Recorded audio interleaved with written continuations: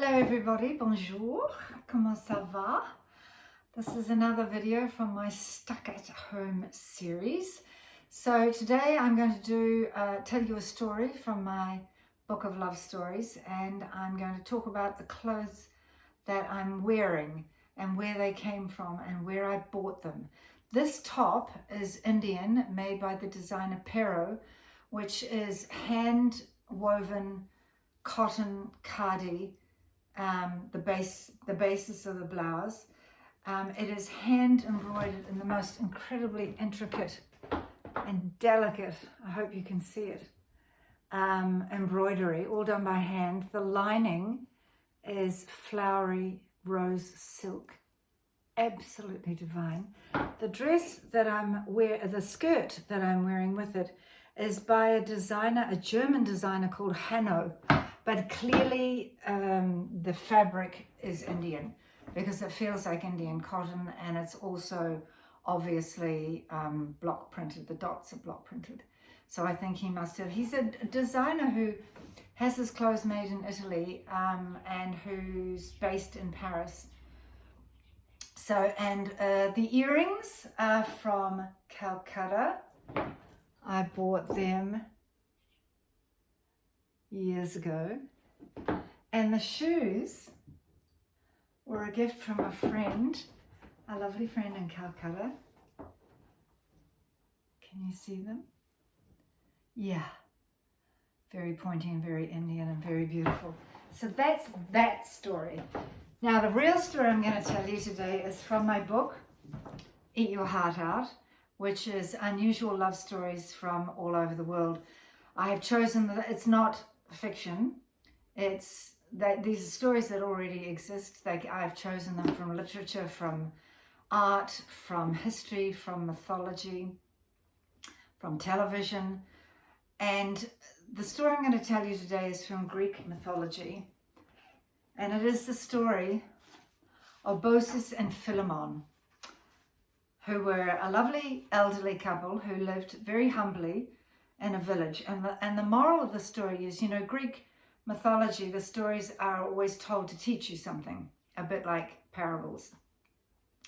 And so this is to illustrate the concept of xenia, which is quite topical in these times of lockdown.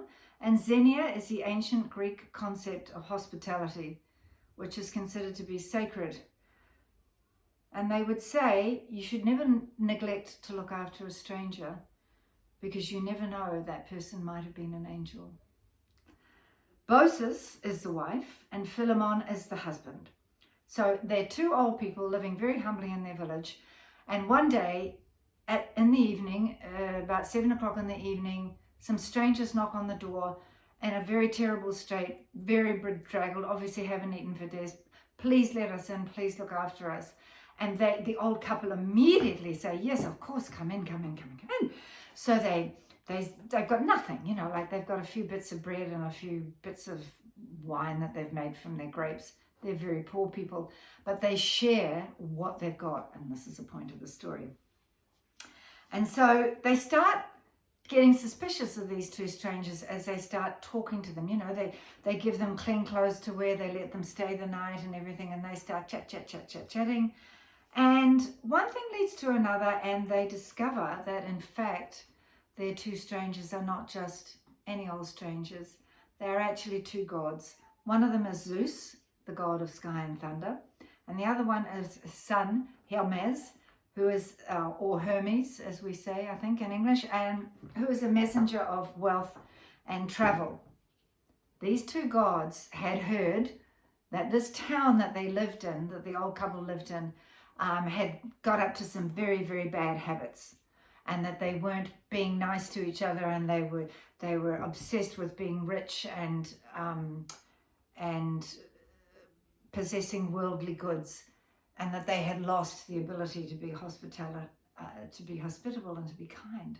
And so these gods had previously knocked on many people's doors and begged to be let in, and everybody said, ugh, two dirty, disgusting tramps, get out of here. Finally, they get to the old people's door and the old people let them in.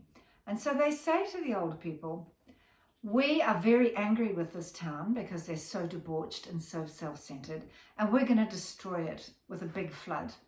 But we're going to save you because you are the only people who helped us, and you are the only people who understand the meaning of the word hospitality. So please come with us to the top of this hill while we flood and destroy the whole town, which the old people did, slightly terrified, of course. They stand at the top of the hill. They watch the whole town being destroyed. Nothing is saved, not even their own simple little house. And the gods say to them, okay, you have 2 wishes. What would you like? And they say to him, we would like to die together at the same moment because we have been in love for so many years and so happy for so long together. And the other thing we would like is a temple so that we could worship you and thank you for the rest of our lives. And we would look after this temple. The gods said, done. Right there in front of them, a fabulous sparkling golden temple appeared. The gods disappeared back up to heaven. The old people lived there for many years.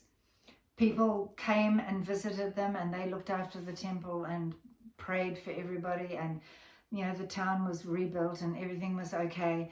And then one day, the gods had said to them, we're going to turn you into trees. That's how you're going to die. You're both going to be turned into trees at the very end. One day the husband, who was very old by this time, said, I feel the time has come. I feel branches growing in my legs. Dear darling, come and stand very close to me. Our time is near. So she came and stand close to him, and he said, put your arms around me.